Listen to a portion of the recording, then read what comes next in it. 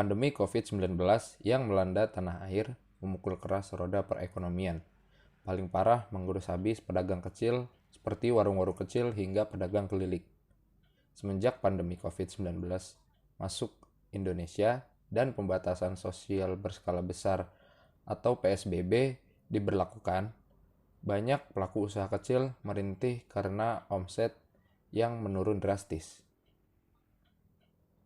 Seperti yang dialami oleh Pak Suyono. Pak Suyono berprofesi sebagai pedagang kopi keliling atau yang biasa disebut sebagai Starling. Pak Suyono berdagang menggunakan sepeda di daerah banjir Kanal Timur atau yang lebih dikenal BKT, Ujung Menteng, yang biasa memperoleh penghasilan Rp300.000 lebih saat sebelum adanya pandemi. Kini beliau harus bekerja lebih ekstra untuk mencari penghasilan lebih karena pandemi COVID-19 yang menimpa Indonesia ini. Pak Suyono terpaksa harus berdagang sampai lebih malam lagi dari hari biasanya agar mendapatkan penghasilan yang cukup untuk membiayai kehidupan keluarganya. Pria yang sudah berdagang kopi keliling selama 3 tahun tersebut sangat merasakan perbedaan pendapatan yang terjadi akibat adanya pandemi COVID-19 yang terjadi di Indonesia sampai saat ini. Pasalnya, dampak dari pandemi COVID-19 ini mengharuskan orang-orang beraktivitas dari rumah dan hanya sedikit orang yang keluar rumah hanya untuk sekedar mencari hiburan di taman yang berada di pinggir banjir Kanal Timur atau BKT, Ujung Menteng tersebut.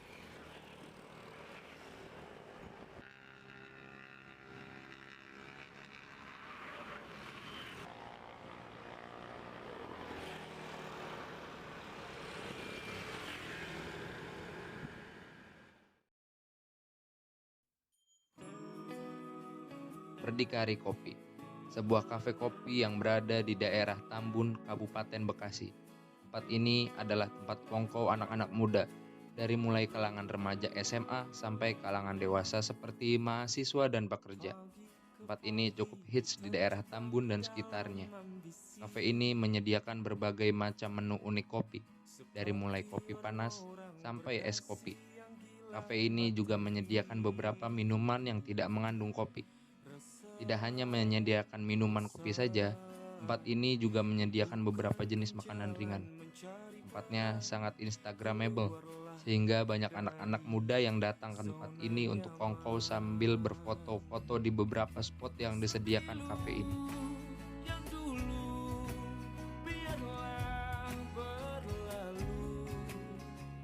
Oke, kembali lagi bersama saya Novel Nazif Kurniawan.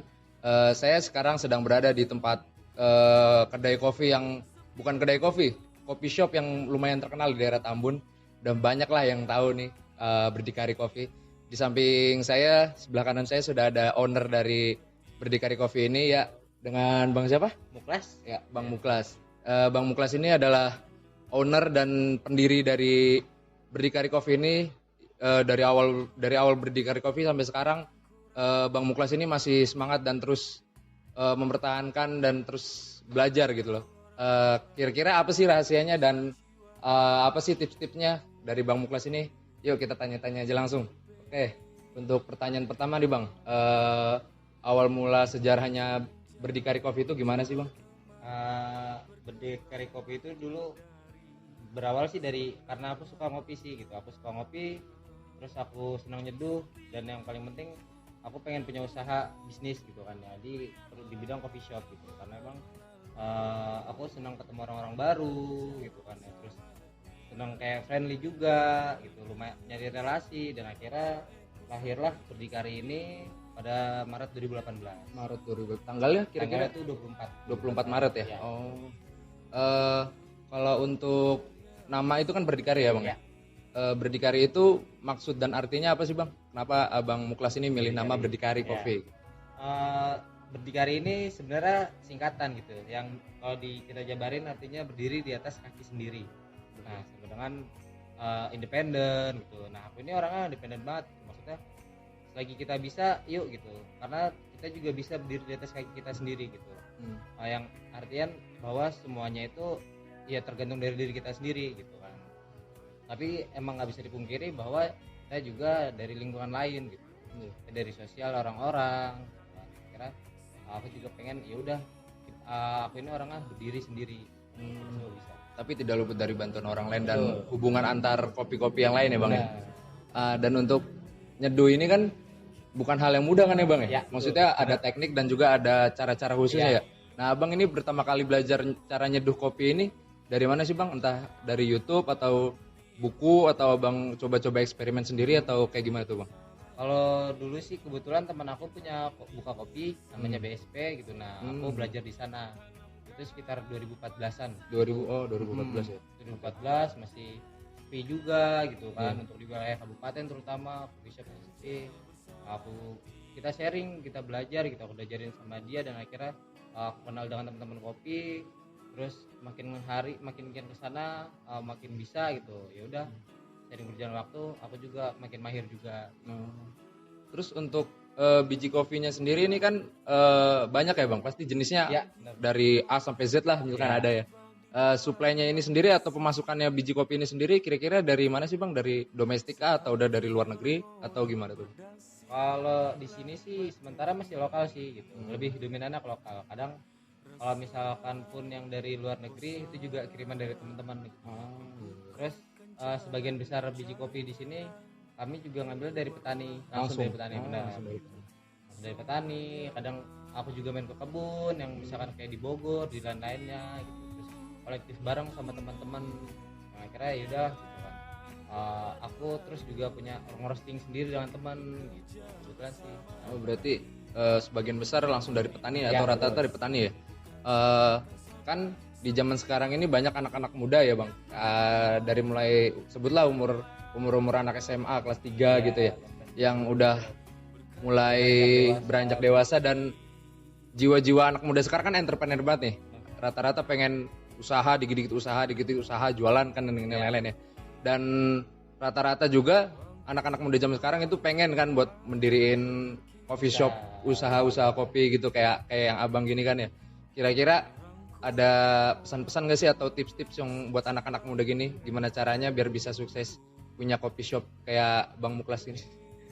Kalau dibilang sukses sih belum sih sebenarnya ya. Sebenarnya justru malah lagi benar-benar fasenya merangkak lagi gitu, beradar lagi. Cuman intinya sih kalau untuk motivasi untuk teman-teman yang akan membuka usaha atau nggak menjalankan usaha terutama di bidang kopi, yang paling penting sih cintai apa yang lo kerjakan apa yang lo cintai. Jadi saat udah cinta sama apa yang lo kerjakan, apa yang menjadi hobi lo, apa yang bakalan menghidupi lo, itu sepahit apapun, sekeras apapun lo bisa. Itu paling utama. Dan kedua, jangan pernah kalah sama kegagalan, jangan pernah nyerah sama kegagalan.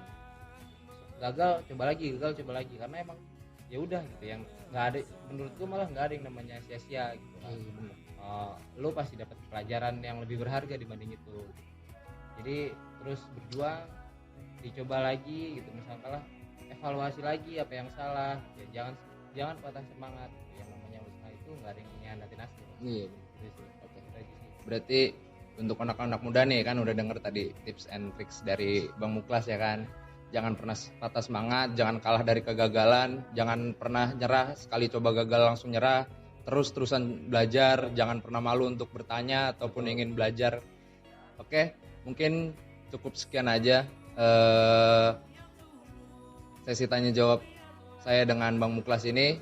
Kurang lebihnya mohon maaf. Semoga apa yang Bang Muklas sampaikan ini bisa bermanfaat untuk teman-teman sekalian dan untuk khususnya untuk teman-teman yang ingin mempunyai kedai kopi atau coffee shop juga. Mungkin cukup sekian. Terima kasih.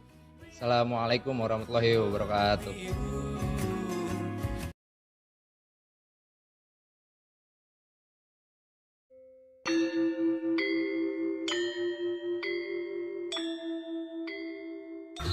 Berwisata ke Pulau Bali adalah impian bagi kebanyakan masyarakat Indonesia. Tetapi karena mahalnya biaya yang dibutuhkan dan pada saat ini kita sedang berada di tengah-tengah kondisi pandemi COVID-19, banyak masyarakat Indonesia yang mulai mengurungkan niatnya untuk berwisata ke Bali. Tetapi tenang saja, karena kini di Bekasi ada tempat yang memiliki nuansa yang sama seperti di Pulau Bali. Ini adalah Kampung Bali, Harapan Jaya, Kota Bekasi.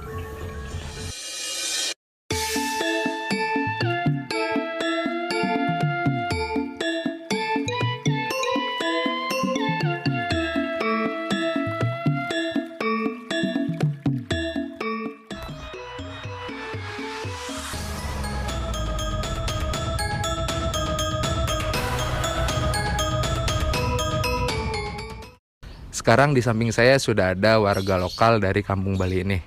Mungkin bisa diperkenalkan Pak, namanya siapa? Ya, nama saya Ketut Budiasa.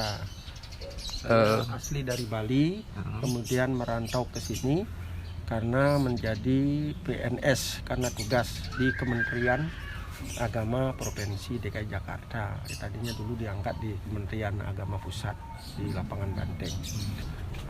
Berkaitan dengan adanya Kampung Bali sekarang ini, memang kalau lihat sejarahnya dulu ada di sini rumah, kalau nggak salah 2 rumah.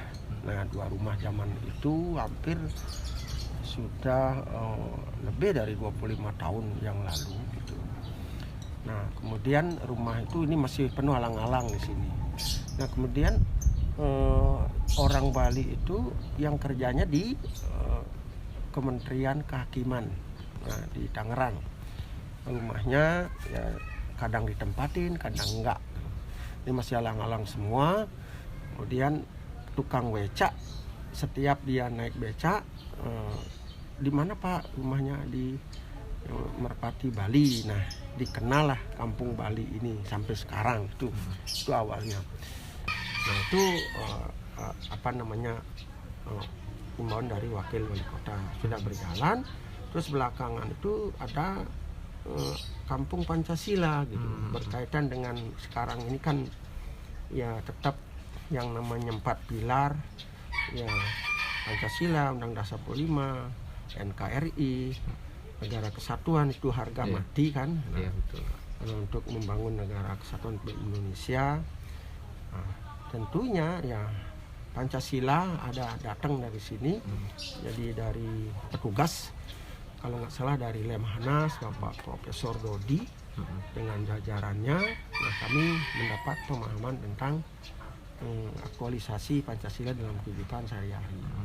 Hendaknya menjalankan 5 sila itu: ketuhanan, kemanusiaan yang adil beradab, persatuan, nah kerakyatan yang ingat, nah artinya keadilan sosial bagi seluruh rakyat Indonesia. Itu harus diamalkan dalam keadaan sehari-hari, termasuk menghidupkan gotong royong. Nah, itu yang kami pahami apa yang disampaikan oleh Profesor Dodi dari Lemhanas. Nah, kemudian nanti ke depan pasti ada peresmian. Iya. Nah, peresmian itu saya tidak tahu bentuknya bagaimana nanti. Kalau sudah nanti prasarana-sarananya lengkap. Nah, di depan nanti direncanakan ada gapura Bali, kemudian nanti temboknya itu dilukis ornamen yang namanya seni. Dan mungkin malam minggu nanti direncanakan setelah COVID ini hilang, ada pementasan seni di sini, bukan seni Bali aja, mungkin gilir seni Betawi, yang lain-lain gitu. Beragam ya. Beragam. Itu harapan dari wakil kota, dan menghidupkan UKM, nah, usaha kredit menengah itu kan, jadi udah dapat bantuan biar perekonomian itu hidup. Nah, juga dari Dinas Pariwisata Pusat, ya Sekjen Pusat Ibu Giri di beliau ya, anak buahnya ya mitra kerjanya Pak Sandiaga Uno kan. Nah, itu harapan nanti ke depannya ini benar-benar destinasi budaya ini masuk dalam nominasi pariwisata nasional. Nah, itu harapannya ke depan. Mungkin itu yang bisa oleh Pak Ketut sampaikan mengenai informasi Kampung Bali ini. Terima kasih. Oke, Pak.